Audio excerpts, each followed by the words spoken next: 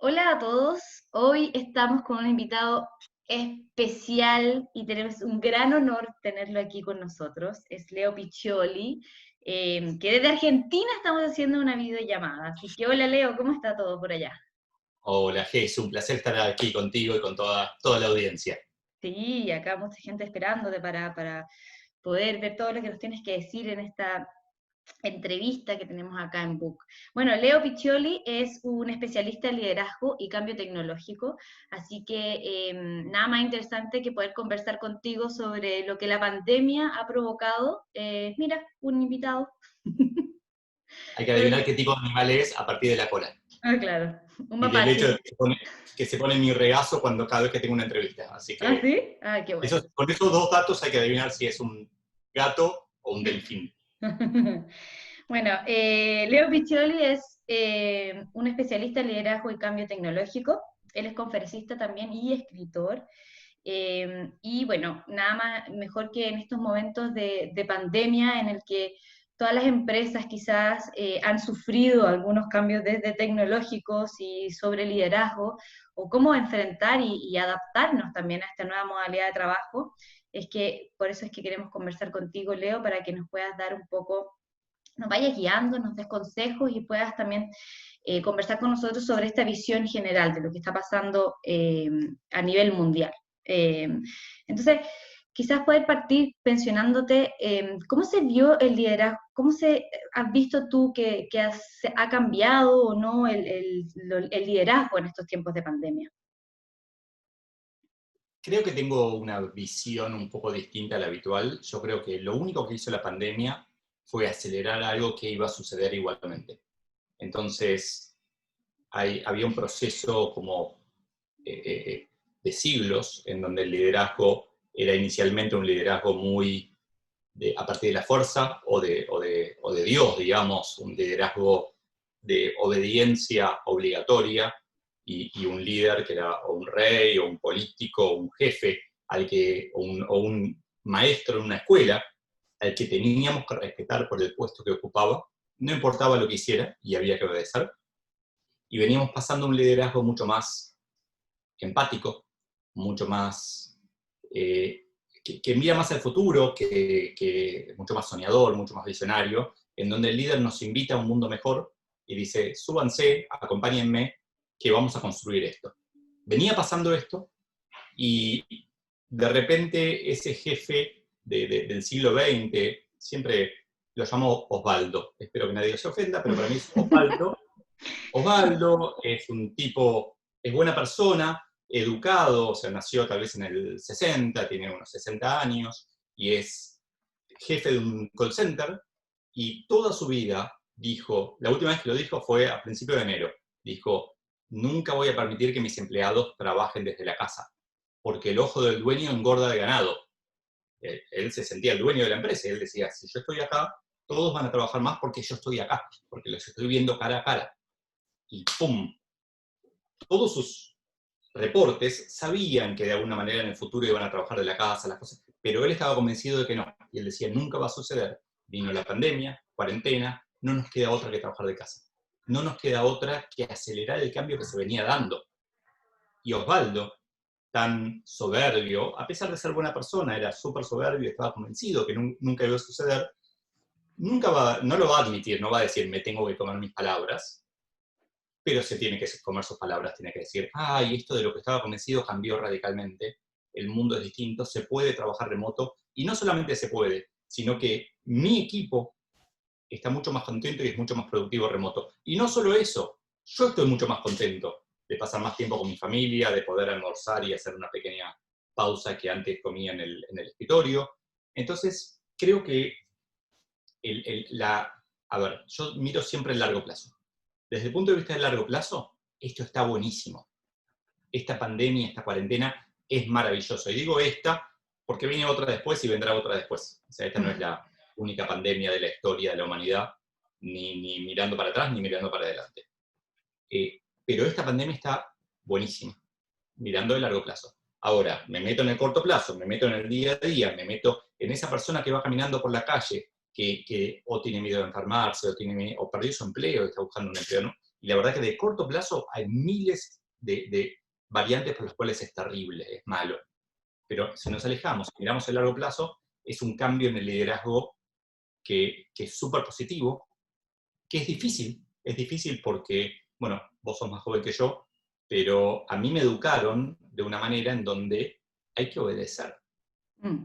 Mis papás me dijeron algo así como, no hipoteques tu futuro, tenés que estar invirtiendo todo el tiempo para en el futuro poder jubilarte y ser, entre comillas, feliz. Y nos choca a la gente de mi generación cuando alguien más joven viene y dice, no, no, yo quiero ser feliz ahora, pero tenés 20 años, espera 40 años. Entonces es como, lo que siento es que nosotros, también tu generación, pero estamos en un espacio de bisagra, en donde el mundo era de una manera y de repente el mundo cambió, pero nosotros todavía no, como humanos. Entonces seguimos, los docentes en las escuelas siguen parados, en teoría, ¿no? Porque estamos en cuarentena, pero siguen parados frente a los alumnos diciendo, porque tal cosa, o Higgins hizo tal cosa. Y el alumno tiene el celular acá y dice, no, señorita, fue al revés, o fue de otra manera, o ¿sabía usted que pasó tal otra cosa? Y de repente el alumno sabe más que el docente, constantemente, porque todavía no aprendí. Lo que pasa en general es que las instituciones, que tanto nos protegen en muchas cosas, son mucho más lentas en cambiar. Entonces, una institución es la educación, la escuela. La escuela trata de cambiar lento, las universidades son un ejemplo clarito de esto. Ahora, otra institución, y es una clave para nuestro público, es la empresa. La empresa, casi por definición, cuando tiene éxito, se abraza a ese éxito y dice, no cambiemos. Llegamos hasta aquí vendiendo rollos de máquinas de fotos. Sigamos vendiéndolos que vamos a ser siempre felices. No cambiemos. No, cámara digital, no. Alquilemos DVDs, VHS alquilemos. No cambiemos. Recibamos pedidos por fax. Y miles de cosas que no hay forma de no cambiarlas. Pero el problema es que esta misma paradoja de que la escuela, como fue creada, sirvió durante un siglo, nos hace creer que va a seguir sirviendo. Que la empresa, como fue creada, sirvió durante los últimos 5 años, dimos un buen resultado, va a seguir dando resultado. Y el mundo nos está diciendo, no, muchachos, el cambio es permanente. No es que tenemos que cambiar y de vuelta estar, en Argentina decimos haciendo la plancha, como estando hoy en Plano. ¿Cómo plano, crees tal. que, bajo esta situación que me habla sobre las diferencias de generaciones, y es verdad, es algo cultural también que se viene desde hace mucho tiempo, cómo un líder más antiguo, podríamos decirle, que viene de generaciones más conservadoras, quizás un poco más dictatoriales o jerárquicas, que era como algo que se daba quizás en los papás y los abuelos, eh, ¿cómo puede afrontar este cambio en el que ahora las personas que van a entrar a la empresa, las nuevas personas que van a entrar a la empresa, que son generaciones más jóvenes, que tienen otra mentalidad, pueden como batallar como en este liderazgo, porque ellos están enfocados en algo, pero quizás el trabajador o el colaborador que entra a la empresa no reacciona de la misma forma a la orden o a la solicitud de trabajo que le está poniendo el líder. ¿Cómo es esa batalla? ¿Se dice Eh, batalla quizás? a ver, en cierto aspecto es una batalla, si lo tomamos como batalla es horrible, porque en las Horrible. batallas hay un ganador y un perdedor. Entonces el Mm, desafío es lograr que no sea una batalla. Lo que yo veo es así, todos fuimos jóvenes, ¿sí? Toda persona mayor a 20 años tuvo 20 años y quiso cambiar el mundo. Tuvo un momento, una época de su vida en donde quería hacer del mundo un mundo mejor. Esa es mi hipótesis, ¿no? Habría que validarlo. Fue creciendo, en ese momento no tenía el poder para cambiar el mundo. Fue creciendo, fue ganando poder, y a medida que fue ganando poder, ese mismo poder se volvió, te diría que casi adictivo. Se volvió algo con lo que, sin lo que podía, o sea, no podía vivir sin eso. mm, Entonces empezó a generar como anticuerpos el cambio. Decir, no, yo tengo poder, yo voy a, o sea, ya tengo la hipoteca en mi casa, ya tengo el par de jardinero, tengo la piscina, la escuela de mis hijos, miles de cosas que lo hicieron adicto. Adicto tal vez también como a una droga, pero no importa, en la práctica es adicto, no pueden vivir sin pagar esa hipoteca, sin gastar tantos dólares por mes en sushi o sin hacer tal cosa. Perderlo se hace cada vez más peligroso, más doloroso. Entonces lo protegen, y de repente esa misma persona de 20 años que trabajó y tuvo éxito y se convirtió en una persona exitosa de 45 años, con poder en una organización, ya no quiere cambiar el mundo, porque cambiar el mundo es un riesgo de perder el poder. Entonces, ¿qué hace esa persona? Dice, no, cuando viene el pendejo, perdón, cuando viene el muchacho de 20 años y dice, porque yo quiero cambiar el mundo, el de 45 dice, no, sí, está bien, pero tú porque eres joven. Pero si vos también fuiste joven. Entonces, para mí, el problema es ese, es que cuando queremos cambiar el mundo no tenemos el poder, cuando tenemos el poder dejamos de querer cambiar el mundo. Entonces, el desafío es ese abrazo intergeneracional que tenemos que darnos. Es entender que el mundo cambió, que ya está, que el mundo es distinto, que el tipo de 50, digo de 50 porque la edad, yo tengo 48, el de 48 no entiende TikTok. Como yo no entendía Snapchat hace 3 años ya. No lo entendía, me lo explicaban y no lo entendía. Entonces, ¿qué hay que hacer? Y va a haber que confiar un poco, va a haber que darle contexto, estructura al pibe de 20, pero que él ponga la energía de cambio del mundo, y el grande delega el poder, con más experiencia. Pero es como un trabajo en equipo. Y la paradoja de esto, a ver, esto no pasó nunca en la historia de la humanidad. ¿Por qué? Porque no era habitual que alguien de 20 llegara a 40. Cada vez es más habitual. Pero la expectativa de vida hace 110 años era de 32, 33 años. No era tan común que alguien haga, tampoco la movilidad social era común. Alguien que empezó con poco termine con mucho. Era muy raro. Entonces, esto es solo, por eso digo que tenemos que aprender a ser humanos. Porque esto no es como nuevo, es nuevo para vos, es nuevo para tu generación, pero es nuevo para mi generación también. Entonces, yo lo que aconsejo siempre a los líderes acá es básicamente 3 cosas.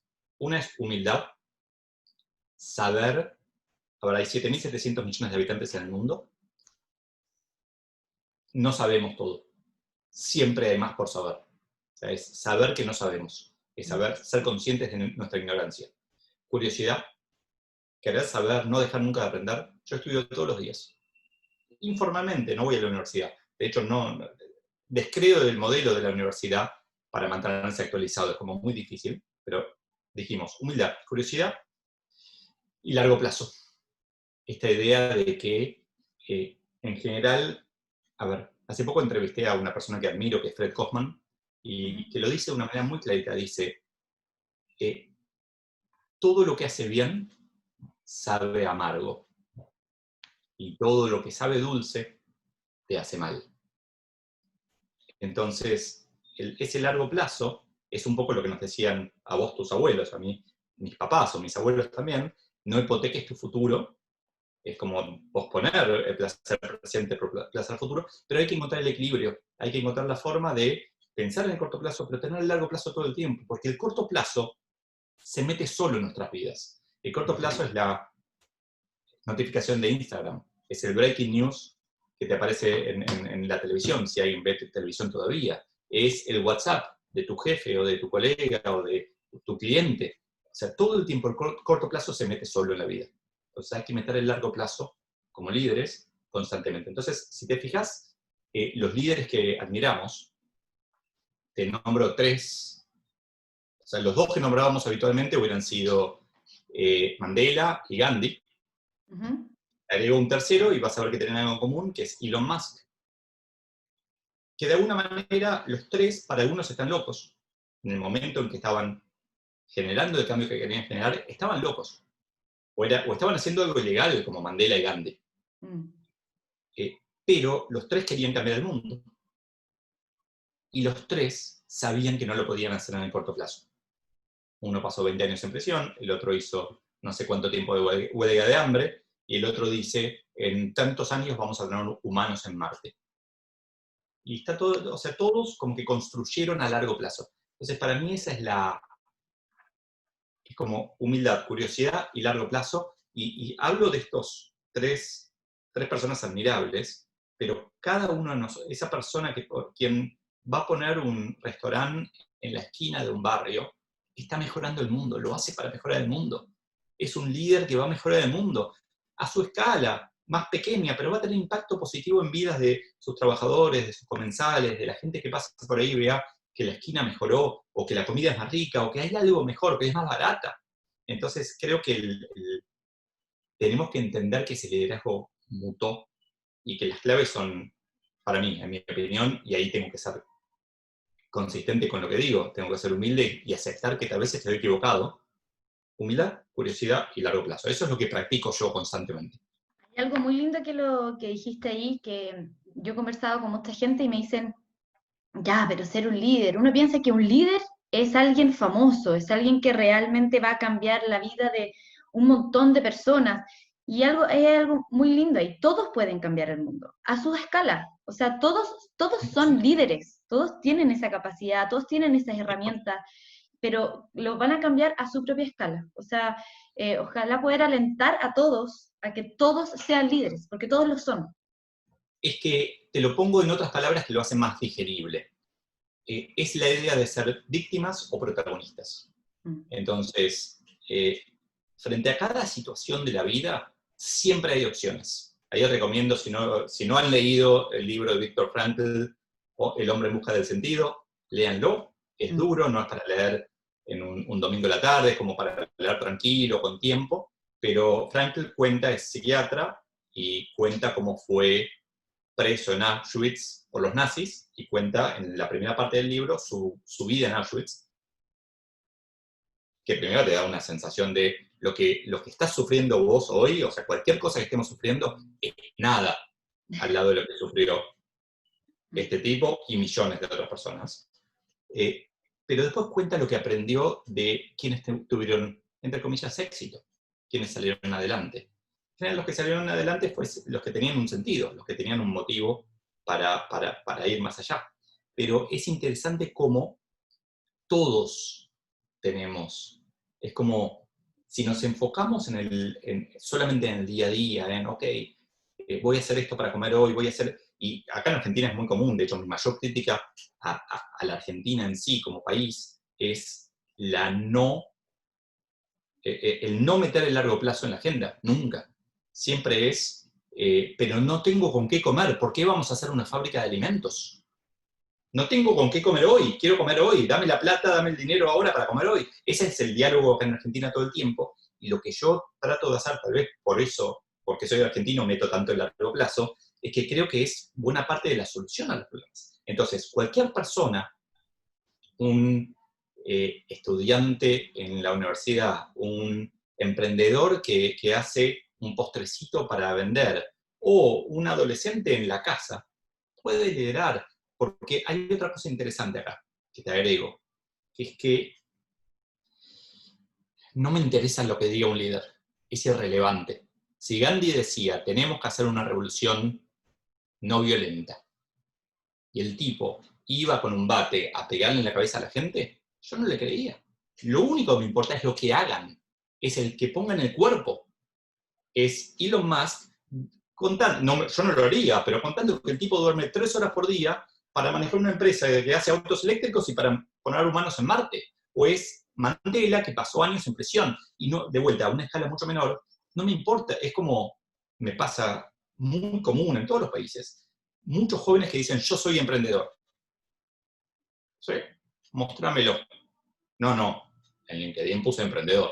O tengo una tarjeta personal que dice emprendedor. No, el emprendedor no dice que es emprendedor, es. El líder no dice que es líder, es. ¿Y cómo se es líder?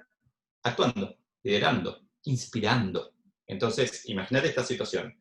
Estás en la esquina de tu barrio y ves un local disponible y decís, el mundo sería mejor si en este local alguien vendiera medias. Ahora que no se usan más zapatos porque estamos en cuarentena, se deberían usar más medias, deberíamos vender medias. Perfecto. De hecho, ahí hay una oportunidad de negocio, ¿no? Ahora que lo estoy pensando. Deberíamos... Anda a buscar locales, Leo. Claro, totalmente, medias de colores que se pueden usar mucho tiempo, con una, bueno, nada, medias para Zoom, ¿no? Sí. Eh, Estoy descalzo, no lo voy a mostrar, pero estoy descalzo. Eh, pero creo que es como, es una cuestión de acción. Entonces, no es una cuestión del tamaño de la acción, es una cuestión de ir y ayudar en casa, es una forma de liderar.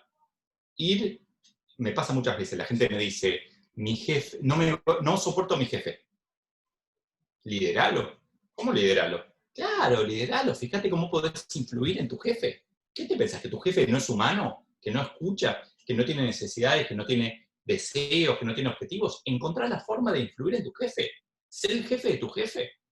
Y se puede, yo lo hice miles de veces. Entonces, creo que es una cuestión de actitud. Por eso te lo llevo a este tema de víctima protagonista. Mm. En una situación, si este Víctor Frankl pudo hacerlo, todos podemos hacerlo. Esa es la conclusión.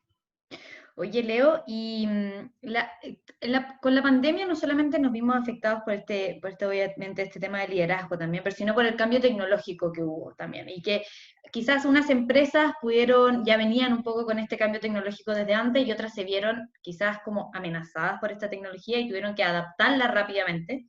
Eh, podemos decir que gracias a la pandemia el mundo entero se vio envuelto en un cambio tecnológico. ¿Cómo las empresas tienen que abordar este cambio tecnológico para ir también con la corriente en la que vamos, que es bien rápida con la pandemia? Yo creo que, a ver, sí, la pandemia aceleró muchas cosas. Diría también gracias a la pandemia, pero hay gente que se sentiría herida, porque gracias implica algo positivo y para mucha gente, no sé cómo estarán los dueños de los cines en Santiago, Están pero cerrados, así. claro, o sea, alguien puede pensar en el dueño del cine alguna vez. O sea, tal vez son cadenas, es Village o lo que sea, pero bueno, vive Hollywood en sí, está no cerrada, pero tratando de encontrar una vuelta. Pero yo creo que, a ver, lo que, el problema que tenemos es que no sabemos manejar bien la matemática. Cuando alguien nos dice, este es un proceso exponencial, no lo entendemos. Entonces, cuando alguien nos dijo, el coronavirus se contagia de una manera exponencial, y nosotros vimos que la curva era así, dijimos, bueno, va a seguir así. No, exponencial quiere decir que parece una recta, pero después se curva y explota. Y eso es lo que pasó una y otra vez con el coronavirus y lo que pasa desde hace siglos con el cambio tecnológico.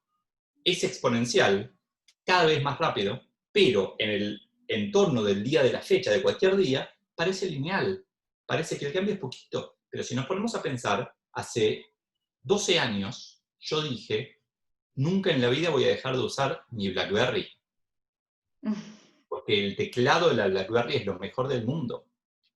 Y hace 30 años dije, mi Commodore 64 es maravillosa y hoy es un millonésimo de este telefonito. Mm. Entonces, tenemos que entender que, por eso insisto tanto también con el largo plazo, ¿no? Que el momento en que estamos, el cambio tecnológico parece simple, ayer, mañana, pero lo podemos ver en muchas empresas que vean esta charla o que nos lean, van a decir, deben estar en el medio del cambio de un sistema de gestión. Muchas, una ERP. Yo estuve ahí varias veces y siempre pasa lo mismo. Si lo cambias constantemente, es muy fácil de adaptarlo. Pero si esperás, si pospones eso, se hace cada vez más difícil adaptarte a la realidad. Es lo mismo. La vida es un ERP. Si estás todo el tiempo actualizándolo, todo bien, todo perfecto. Cuando cambiábamos Windows en la computadora, cuando teníamos que decir instalo el Windows nuevo, es exactamente igual con todo lo de la tecnología. Entonces, mi propuesta ahí es entender que, de vuelta, la vida no es lo que pasa entre cambio y cambio. La vida es el cambio. Constantemente tenemos que estar abrazando ese cambio y disfrutándolo. El tema es que me muero de miedo, ¿no? Sí. Y bueno, Como última, el teletrabajo ha sido también un cambio tecnológico para muchas empresas. ¿Qué consejos podrías tú darle a los líderes para poder, porque los líderes antes lideraban presencialmente, era mucho más fácil, habían de hecho conversaciones de pasillo que agilizaban también los procesos, de hecho se pierde, ahora uno lo echa mucho de menos, ahí uno se da cuenta realmente esta parte presencial en la oficina que hace falta, pero ¿qué consejos podrías darnos tú y a los líderes que nos están escuchando de cómo liderar remotamente? ¿Cómo mantener al equipo? Está buenísimo eso que resalta Jesús de el liderazgo sin liderar, ¿no? De la forma en que uno camina por los pasillos, la cara que uno pone o la palmadita en el hombro, son cosas que a veces nos salían natural, a veces lo teníamos que hacer porque estaba bueno hacerlo, pero que tenemos que encontrar cómo reemplazar. Yo a eso te agrego que antes, cuando nos saludábamos el lunes a la mañana, una pregunta que nos hacíamos era ¿qué tal el fin de semana? Y hoy tal vez la pregunta que nos tenemos que hacer no es solamente qué tal el fin de semana tuyo, sino de la gente que vive contigo, de la gente que pasó por atrás tuyo hace poquito en la charla, o cómo está tu mascota. Como que de alguna manera, al ser el espacio de trabajo, un espacio de convivencia también, creo que tenemos que empezar a experimentar con relacionarnos de otra manera. Porque tenemos que reemplazar esa palmadita en el hombro, de alguna manera. Entonces, el líder tiene que saber, o no tiene que saber, eso es una opción, pero puede meterse, entre comillas, en espacios que antes no se hubiera metido. Obviamente cualquier empleado puede contestar o no, pero creo que tenemos que ser más, entender que se amplió el espacio de trabajo, que ya no es más la oficina, y que lo que antes había una frase que es típica, cuando yo era chiquito, deja el trabajo en la oficina. Y eso fue cambiando, se hablaba de un empleo full time y después se empezó a hablar de empleo full life. Y cada vez se hace más difuso eso. Entonces, yo creo que los horarios de trabajo van a desaparecer, que son una antigüedad, algo que todavía heredamos, pero que hoy cualquier contratación nueva debería hacerse en base a objetivos y no en base a horarios. Y eso implica, o sea, cuts both ways, o sea, va para los dos lados. Por un lado, está bueno, porque no tengo que cumplir horario, pero por otro lado, es una porquería. Me pueden interrumpir en cualquier momento. Entonces, creo que tenemos que ser... Mira, me encantaría dar una lista de 3 reglas para liderar en teletrabajo, pero hay una sola para mí. Humildad. Sepamos que no hay reglas todavía, que es algo demasiado nuevo.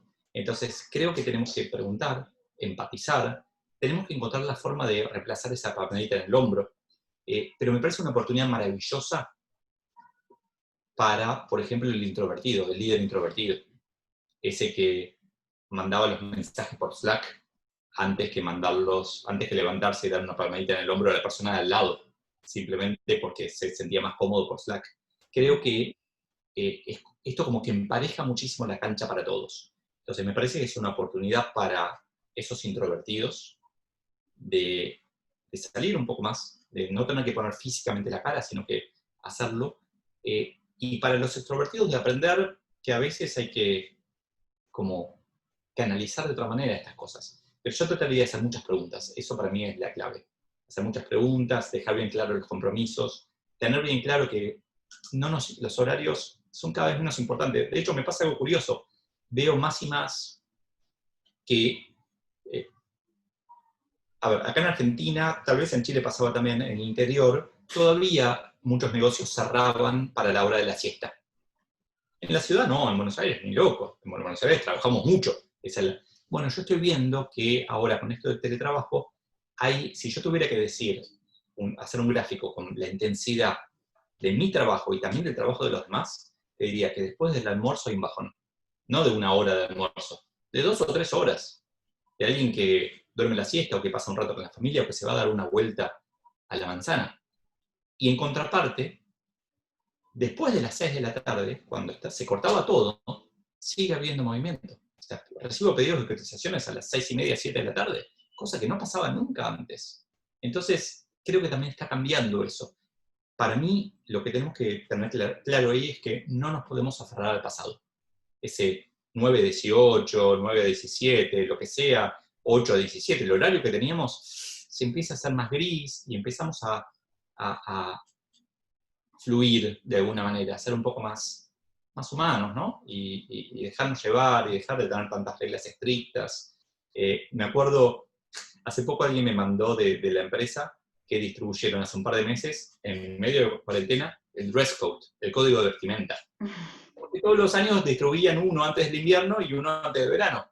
Y me decía, mirá que me mandaron de la empresa porque estaba puesto en automático. Hay que mandarlo, y digo, ok, bueno, ¿y qué dice? ¿Se puede estar descalzo? No dice nada de descalzo, dice si que los zapatos deberían ser de cierta manera. Pero es como, de vuelta, este tema de las organizaciones aversando el pasado, ¿no? Como que el cambio no le sale natural a las instituciones. Entonces los líderes tenemos que liderar eso. Mm. Bueno, Leo está sacando un libro que está ahora en preventa, ya es bestseller en Amazon, y ahora la preventa es solo por Kindle. Ahí tú me vas a explicar por qué por Kindle y no por hoja, pero es el año en que nos volvimos humanos.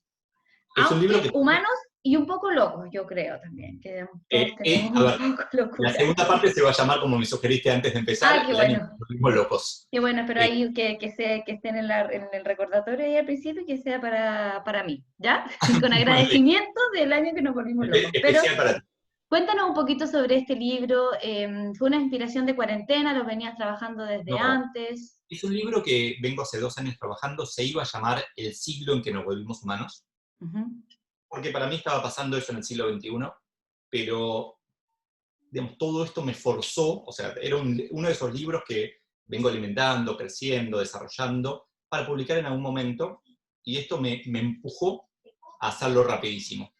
Entonces, lo apuré, lo cerré y le cambié el nombre sobre todo, le cambié el siglo por el año. Es un libro, a ver, la industria editorial es una industria como muchas otras que está súper desafiada, más ahora en esta cuarentena. Uno de los problemas que tienen estas industrias, esta industria editorial, no sé si lo sabías, pero se imprimen millones de libros que después se tiran a la basura, se queman, y me parece inadmisible, mm, me parece vergonzoso, me parece doloroso. ¿Pero por qué se hace? Porque el modelo de negocios es un modelo en donde necesito imprimir, llevar los libros a las tiendas y ponerlo delante del cliente para que el cliente lo quiera comprar. Es más, cuanto más pongas, más probabilidad hay de que compren uno.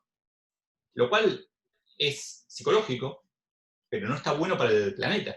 mm. Entonces, lo que decidí fue, voy a salir en una sola plataforma y si tiene éxito, sigo expandiéndolo.